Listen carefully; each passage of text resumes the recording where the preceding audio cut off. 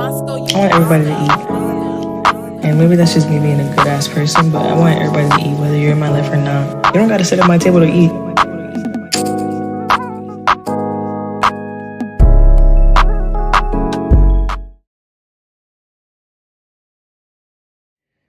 What's up, everybody? Welcome back to, I almost said season 2. Oh my God. Welcome back to Just Jay the podcast for season 3.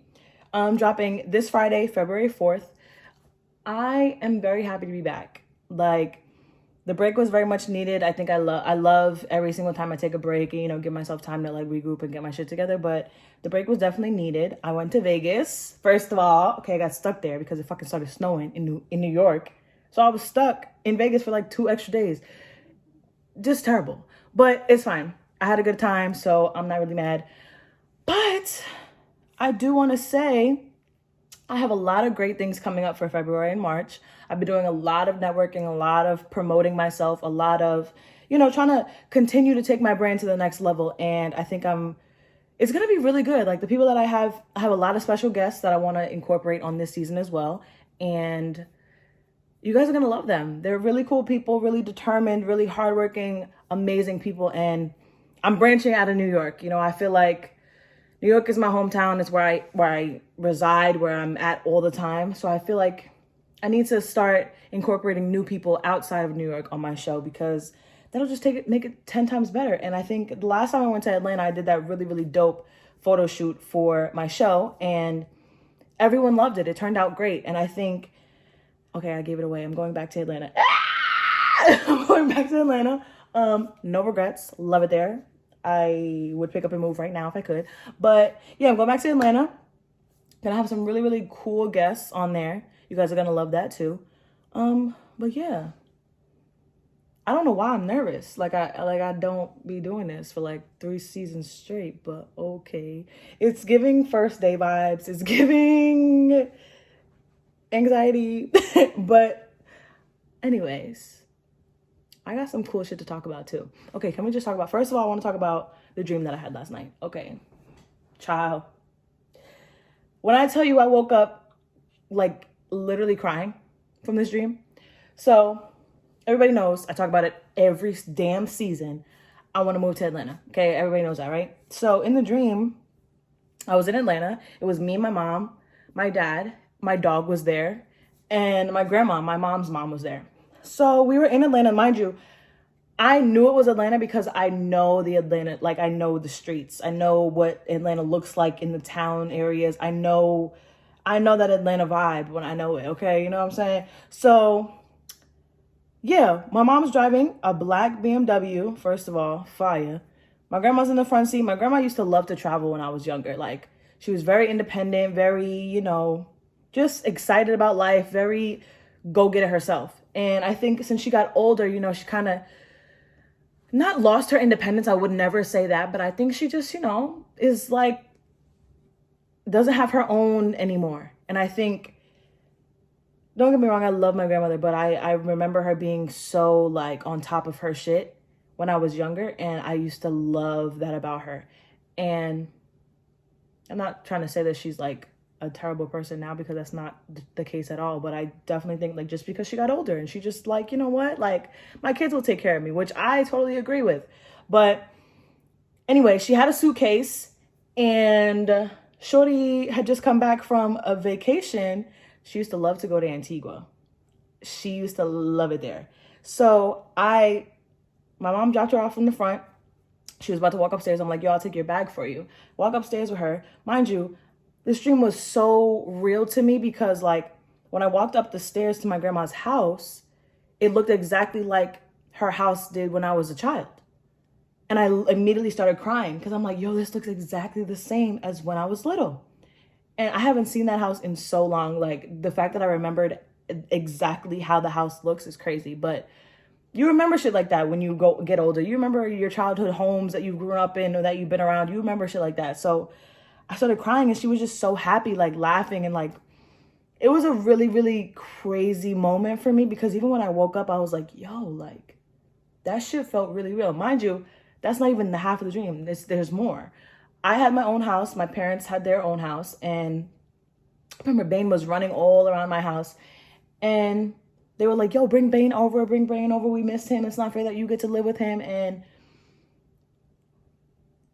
everyone was so happy. Everyone was so at peace. It wasn't a stressful situation. The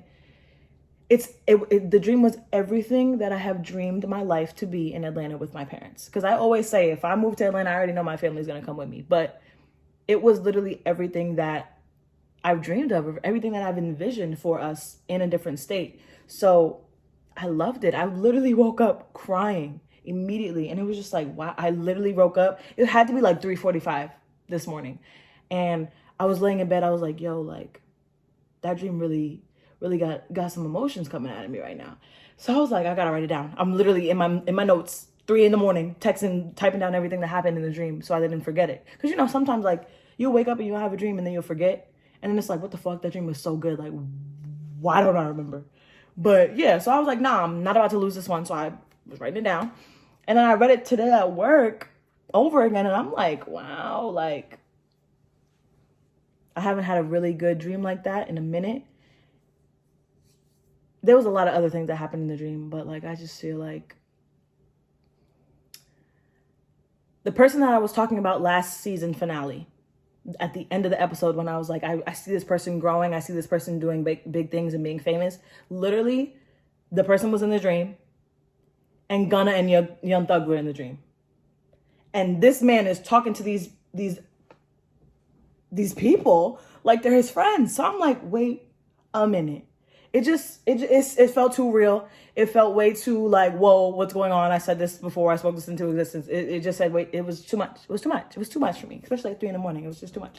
But definitely a good dream. Definitely, I'm happy I had it because it really has me thinking like, wait a minute. Has me thinking about a lot. And it triggered a lot of emotions for me because I definitely cried at work this morning, but that's neither here nor there. Anyway, this episode, I want to talk about being a woman and how to develop better relationships as a woman. You know what I'm saying? Like, I think, first of all, let me just say that I'm a very emotional woman. I said this on my 4-minute convo. I have started posting like 4-minute, 3-minute convos on my Instagram, just a way for me to interact with my audience and my followers, just so that they, can see me on the timeline and not just wait for my episodes every week. So it's good talking points. It's good like conversation. And my followers have loved it so far. So on the last one, I talked about how I'm a woman. I'm an emotional woman. I feel things 10 times more than the next person probably would. And I spent a long time being embarrassed of that. I spent a long time like, damn, like I hate that I'm so sensitive. I hate that I'm so this and I'm so that. And as I've gotten older, I've realized like it's not about sensitivity. It's about just being emotional. It's about actually caring about the things that you do and the people that you interact with, so that when things don't work out and they go left, it hurts, which is normal, which is totally fine. That's totally how it's supposed to happen. Everything is not always going to be peaches and rainbows. So when things go left for me, or like certain situations don't work, I am so hurt over it. And it takes me a long time to get over a lot of things. And basically that's what I was just talking about. And then I kind of got another thought where it's like, I feel like everyone always says like, oh, I don't owe this person anything. Oh, I don't owe this to you to be a good person towards you. And respectfully, you do owe it to people to be a good person, especially when your actions affect someone else's life negatively. Like, for example, let's say I'm in a relationship with someone, or not even in a relationship. We don't even got to go there. Let's say I'm talking to someone before, you know how the talking stage goes. I'm talking to someone and I'm doing things that I feel like I have a right to do. I don't owe that to you because you're not my man. I don't owe it to you because we're not in a exclusive relationship. So I don't owe you anything. But if you establish that connection with that person and y'all are talking or y'all are doing whatever y'all are doing, you owe it to them to be a good person. Because at some point, if the lines get blurred and your actions end up affecting them negatively and hurting them, you owe it to them to be a good person, a decent person, and be like, you know what? You're right. I shouldn't do that. Let that situation go, or explain it to the person. But we do owe it to people to be good people. And I feel like sometimes we don't, there are times where we don't know that our actions are affecting someone negatively, but I feel as though when you do know that you're hurting someone, and when you do know that you're not necessarily being the best person and the most positive person you can be in someone's life, you do owe it to them to be a good person. And I don't know if that's just me naturally being a good person, so that's naturally how I am, but you owe it to people to be good. That's the gist of it. And I think a part of, because I've been doing a lot of self-reflection, I've been trying to really, really grow and really heal from the things that like go on in my head. And I personally feel like when I was growing up, I was never big on my emotions. I've always been a crier, but I never really pointed out my emotions and said, okay, why do I feel this way? What's going on? Until I got older. And I think this might be a Black household thing, but when you're about to cry in front of a Black mother or a Black mother, yeah, let me stop there. I don't know how many people have heard this when they were younger. Why are you crying? Because I couldn't really give you something to cry for. My mom and my grandma used to say that to me all the time. And it's like, okay, you're forcing yourself not to cry because you're equating crying and showing emotion to punishment. I know. I blew my mind when I thought about it. But realistically, that's what it is. And I think that's why when I was younger, I was just like, okay, I'm not going to cry. I can't cry because I don't want to cry. And, you know, when we don't understand that when our parents or our grandparents say things to us or instill a certain type of way of living in us, it controls how we operate. It molds us into the person that we are. And I think that I didn't know that growing up, but I know that now. So that phrase will probably never come out of my mouth for my children, because realistically, whatever you're crying for is a reason. You already have a reason because you're already crying. But I get it. You know, that's just an old Black household thing that everybody was just like, why are you crying? I'll give you something to cry for type shit. And I hated it when I was younger. Okay. But we kind of have to, as adults, kind of have to really go back to our childhood trauma and realize how they affect us emotionally as adults. And we kind of have to unpack that. And because I feel like I also saw a post on Instagram a couple days ago, and it was like, just because you had a shitty childhood doesn't give you an excuse to be a shitty human being or a shitty adult. I personally feel like, why not change that pattern? Why not do everything that you can to make sure that you don't have to be that way towards the future generations or towards the people in your life general, just because you've been through some shit. That's why this podcast was like a major and important are these fucking synonyms. It was a really important thing for me to do because it was a form of healing for me, because like I knew I was going to dig deep into my past and talk about things that I don't normally talk about in my everyday life that I didn't really know contributed to me being the woman that I am. So I definitely think your parents, your relationship with your parents is something that I think everyone needs to dig deep into, because essentially your parents are who taught you everything. They taught you your way of life. They brought you into this world. So they raised you. They made you the person that well, then they didn't make you. Well, they did. Well, technically, yeah, they did. But they are the blueprint for you of where you learned your morals, your values, how to be a good person, how to love. So I think you have to take accountability for yourself and your actions and realize, okay, let me heal from this shit. Let me heal from the things that I've gone through, because if I don't, I'm going to continue to be a human being that I'm not necessarily proud of a human being that's not necessarily a good human being. And I don't know about y'all, but I want to live my life as best, as positive, as good as I possibly can, because life is already hard.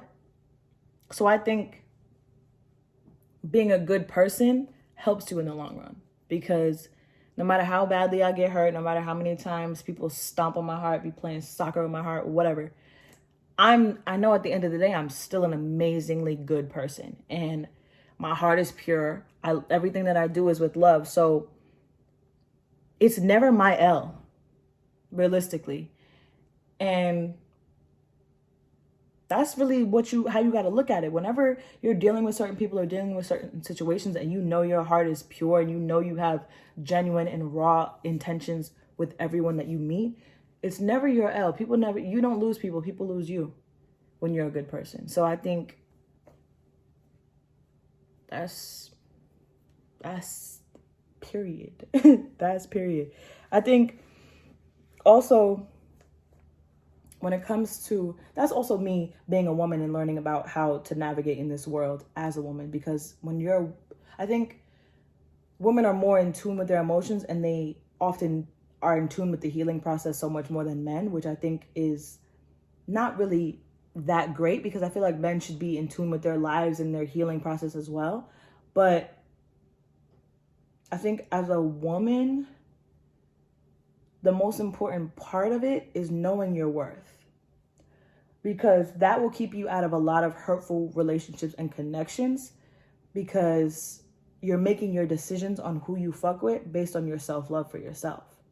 That also goes hand in hand with like changing the narrative of your relationships. Like I said on literally last season finale, I said my relationships with the people that I love, my friends, my relationships in general, outside of my parents, were suffering because they weren't as strong as I wanted them to be. And I felt like, I realized that changing the narrative of how your relationships operate starts with you, because you are the most important relationship that you'll ever have with another person, because you are yourself. You're with yourself 24 hours a day, your entire life. So when I say change the narrative and start with yourself, I mean speak to yourself positively. I mean support yourself. I mean uplift yourself. I mean be there for yourself. Be your biggest cheerleader.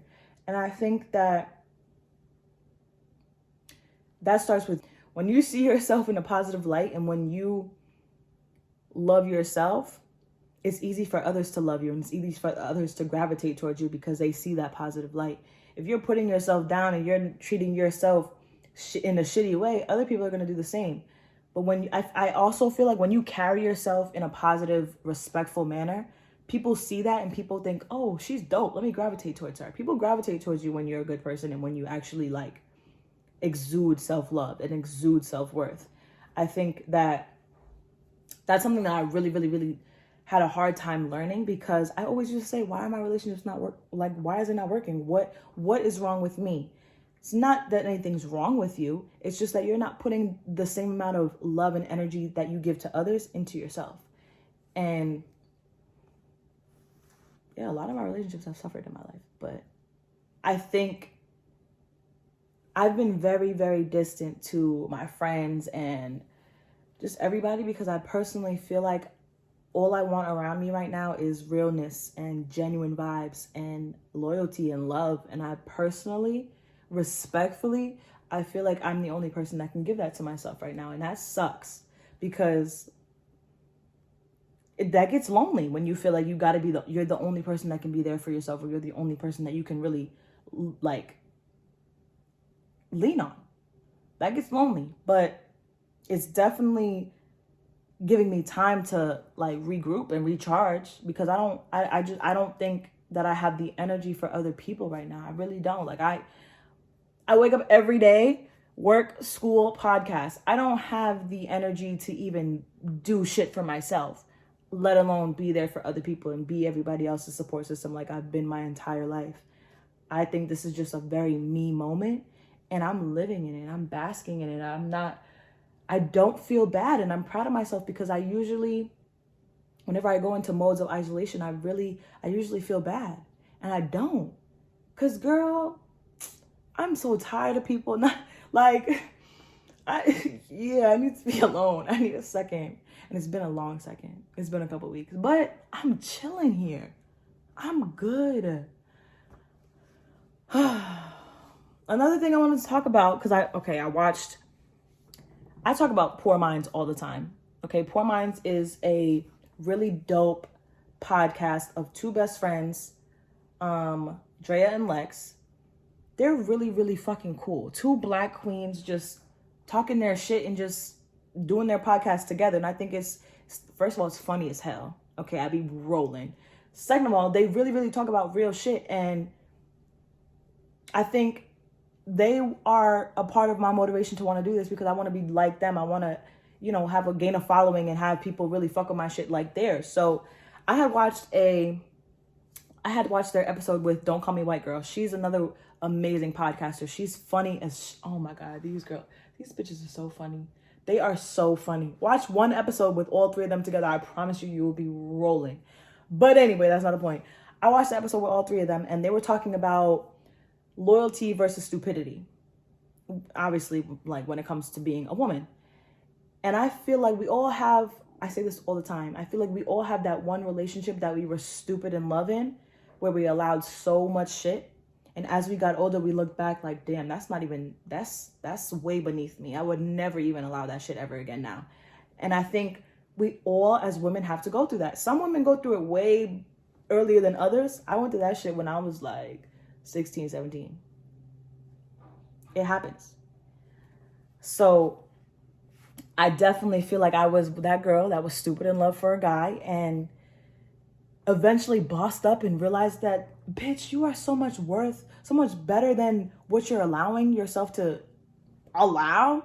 And it made me sick because it's like, yo, like the people that I was allowing this to do to me would never even get the time of day from me now, which is so powerful because that just shows how healing and growth and transitioning into a woman can really affect you. And I think when you're a woman and you're reflecting back on, okay, your moments of loyalty, your moments of stupidity, you can't be so hard on yourself with the past lessons that you've learned because you needed that to grow. You needed that to know how to love. You needed that to learn how to really be a woman out here and be, navigating these streets with these men. You needed that experience. So I definitely think that every woman needs to go through that one time in their life where they go through some real shit with a man. And it makes you look at yourself like, you know what? Bitch, you're so powerful. And you need to let this shit go and realize your worth. And when you actually do, and you put that work in to be a better you, it's so worth it. It's so worth it. And also, another really fire point that was brought up in that podcast episode was that your blessings can't make their way to you with the wrong people around you. They're not gonna happen. No matter how hard you pray, no matter how hard you manifest shit, if you have the wrong circle of people around you and the wrong leeches, I like to say, in your corner, your blessings are not coming through because you can't get those blessings with them leeches around you. You can't do it. It's not gonna happen. And I think when you listen, okay, let me just speak real shit right now. When you cut off certain people and you're so sad about it and you're like, damn, why this shit didn't work out, and you actually take the time to, sit in your emotions and eventually you get over that situation and you look back and you're like, wait a minute. You realize after you stop fucking with that situation and you let that shit go, blessings just pouring in. That shit will have you looking like, wait a minute. What was I upset about? Girl, this is why you need to let it go. Because look at everything that's laid out for you now. That's what I had to realize. And it sucks because certain situations you really, really want to hold on to, you really, really want to make work, but sometimes shit is just not supposed to work, and that's okay. And I think as women, we need to understand that because we're killing ourselves trying to get a man to notice us or realize our worth when realistically, that motherfucker should see that shit as soon as you walk in the door. And if he doesn't, bye. Cause like, girl, don't ever let these men stress you out. That's my number one rule. Okay, and I said that in 2021 and I failed it. And I'm not gonna do it again. I'm not gonna do it again. No, don't be a pick-me. Don't be a pick-me ass female. Because the right man will see you and automatically snatch you up out these streets quicker than these niggas could spell pick-me. Okay? So don't be that girl. Don't even be that girl. Because as a woman, respectfully, we deserve to be loved. We deserve to be praised. We deserve to live, be loved, and enjoy life. That's it. If any of those things is not happening due to a person or a situation, peace out. Peace out with it. Peace out with it. I think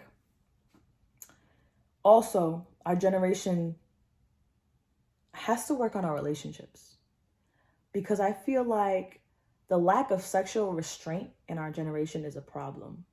Celibacy is so easy when you understand that not everybody deserves to touch you. Not everybody deserves your body if they're not giving you, if they're not pouring into you, if they're not giving you good energy and actually making you feel good as a person, they don't deserve to touch you. If they're not making you feel good as a person and pouring into you and making you feel amazing, they don't deserve to touch you. That's why celibacy, respectfully, listen, celibacy is easy as fuck for me.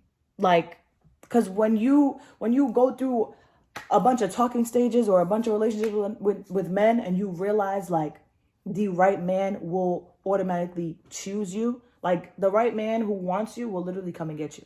Like you won't even have to do too much. Like he will literally come and get you. When you realize that, and when you see the people that are in your face who are not even up to par, no, I'm good. I'll keep it to myself. And that's that on that, because sex is such an intimate thing. And we don't realize, when we're younger, we're like, okay, we're just having sex, just have sex. I'm not that, no. We don't realize how powerful and intimate that is. When you're having sex with somebody, that should be somebody that you feel comfortable with. That should be somebody that you feel safe with, that you feel like, that you feel happy to give your body to this person. If you do not feel that, you're doing it wrong. You're doing it all wrong. And yeah, I'm not, no. You should only be having sex with the people that you feel are worthy of your love and worthy of your time and your literal energy. That is the energy transfer. Don't be transferring energy with some people that you don't see yourself actually being with, and that you don't see yourself like, what? Why are you transferring energy with just random people? That's weird. Don't do that. Don't do it. Don't even fucking do it. But I also think when women speak about themselves, or when women speak about wanting to be loved, or when women speak about what they bring to the table or what they deserve, here comes a man that's like, oh, well, what about men? What about us? What about y'all? What about y'all? Nobody said y'all didn't deserve love too. We was just talking about us for a second. I hate men like that. Let these women have their chance to speak and be heard. That's men's problem. First of all, men have multiple problems, okay? But let me name a few. First of all, always in women's business. Way too heavily. Why? That's weird. It's giving, no. 2, why is there a competition? It's not men against women. Why are we not together? It should be us against the world, okay? I'm not even gonna keep talking about men, because y'all are just, I don't. My mom taught me, if you don't have anything nice to say, don't say it at all. So I'm not gonna. But yeah, I definitely think that as a generation, we all have a lot of work to do. We all have to be accountable for who we are and what energy we put out into this world, and what energy we give to the people that we fuck with, realistically. Because like, hold on, my bad. We all have to like realize, like, this individually, it's always our world. Everybody else is just living in it. So you have the power to allow someone access to you and your world, and you also have the power to take it away. When you're on such a important and powerful healing and self-love journey like I am currently, you have no problem blocking, unfriending, removing. I can't do it. Especially, the hardest part for me, right? I think I've been going through this for like the past couple weeks. The hardest part for me is turning my back on somebody that I genuinely care about. But at the same time, I genuinely care about you, but you're putting me in a position to never want to talk to you ever again in my life. Why would you do that? Why would you do that? Why would you do that? Why would you do that? Why would you do that? Like, but you know what? You can't justify anybody else's actions, because we are grown ass adults. I'm 21 years old, okay? I'm about to be 22 in April.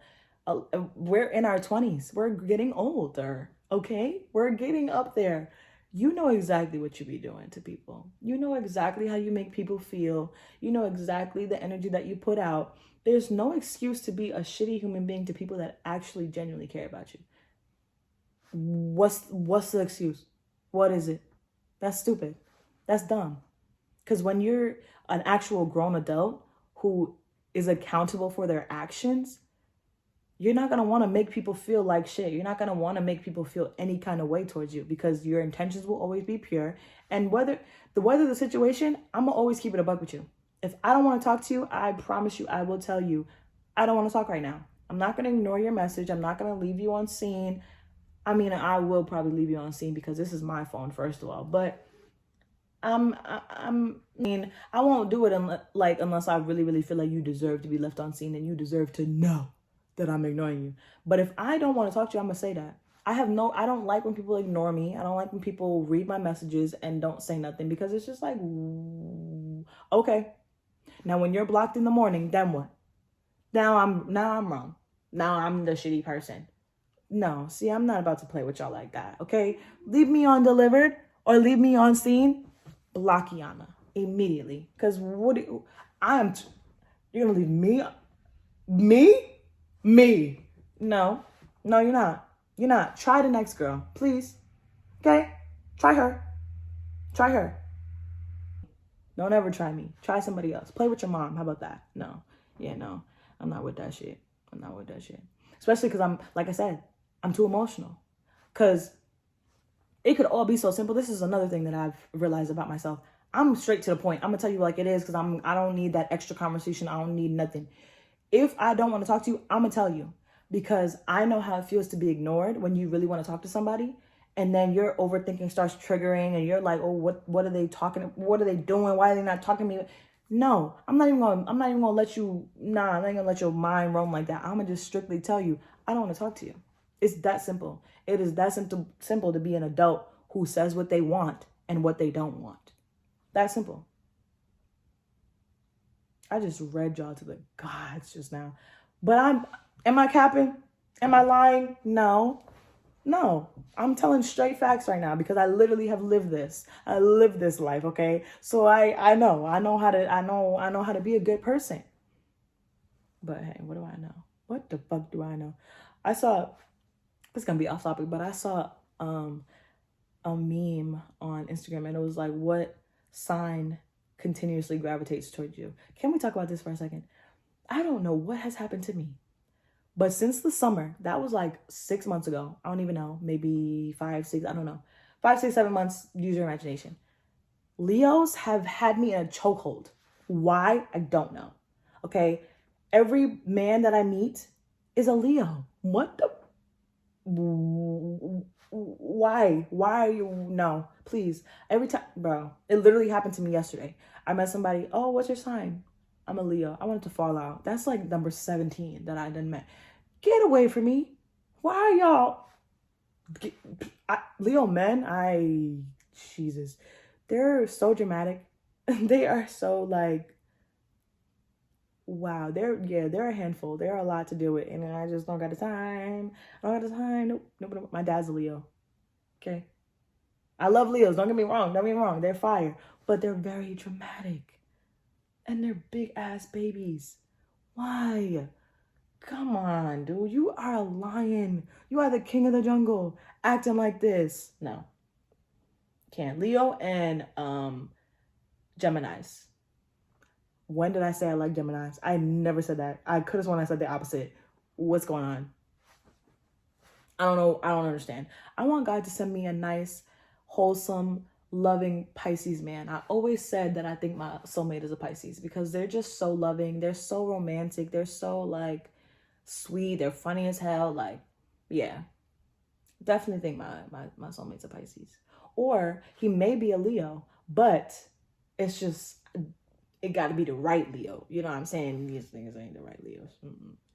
But yeah, it might be a Leo because I feel like Leos handle me differently. You know what I'm saying? They know how to like get me together while being respectful. And it's just like, I like Leos I like their like energy. But they're just, no, there's terrible people. Terrible people. Terrible people. Just kidding. Don't come at me for that, y'all. Please. But yeah. Anyway, I think I just talked about mad shit. Mad different. I mean, actually, they all kind of tied together. But I just talked about mad stuff, and I feel good to be back. I can say that, honey. I feel really good to be back because it's just been a long time since I put my little poster up. Can we talk about this? Can we talk about this logo again? I can't believe it's me. She's so pretty. Like, oh, she's so pretty. But anyway, yeah, that's my logo and it's fire. But let's talk about the things that I have coming up. Okay, so I have decided to go to Atlanta again next month because I had an artist reach out to me, an Atlanta-based artist, and we all know the first artist that I ever had on the show was J. Dot. That is season 2, episode 2, I believe. I think. Don't remember. That was a really good episode. That was my favorite episode from season 2 because I just loved the conversation. I think it was a really good way for us to promote each other and support each other and just talk about like life with each other. And I think it was really, really cool. So I'm excited to have another artist, especially one out of New York. I can't wait to get back to Atlanta. I love it there. Can't wait to see my friends and my family, bro. But yeah, definitely gonna have another artist on there. He's really, really, really dope. I can't wait for y'all to talk to him. And then I will have my best friend on there too, who is also from Atlanta. He's funny as hell. Cannot wait for that. I don't know how we haven't been on the episode together already, but yeah, that's neither here nor there. Then I will also be collabing with another Atlanta podcaster who is just trying to start her show. Really, really cool, sweet girl. Yeah, y'all are gonna love the content that I have coming up. And then I also have really, really good business opportunities and networking ideas for, the people in my city. So I'm excited. Like, I think when you go through some shit that makes you sad and kind of breaks your spirit a little bit, you gotta like keep going and make plans for your dreams and execute them. Cause like the world don't stop for nobody. You can be sad, you can be heartbroken, whatever, but the world gonna keep going. And the more the world keeps going while you're sad, stuck in that hole, you're missing opportunities, you're missing money, you're missing a bag, you're missing actually living. So I definitely feel like I'm back in my bag. I said this in January. 2022 is going to be the year that Just Jay, this lovely podcast here, goes up. Mark my words. I don't lie either. And the universe is heavily on my side. Watch. Watch me. Watch me do it. Watch. Okay? Watch. Just watch. And when I do, clap for me.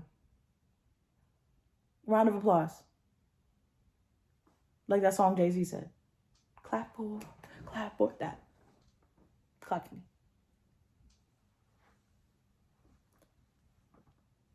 All right, bye guys. Season 3 coming out. We in the 3rd season. We are in the 3rd season. Wow.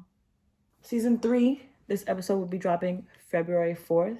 I hope y'all tune into season 1, tune into season 2. Like, every season gets better and better. So I'm telling you, listening to seasons 1 and 2 before, we really get into season 3 is really going to change your whole perspective of, like, not even change your perspective. It's really just going to make you see how much I've grown, how much I've really, really put my time and my effort into this. And I've dedicated a large portion of my life to this dream, and we live in it. It's here.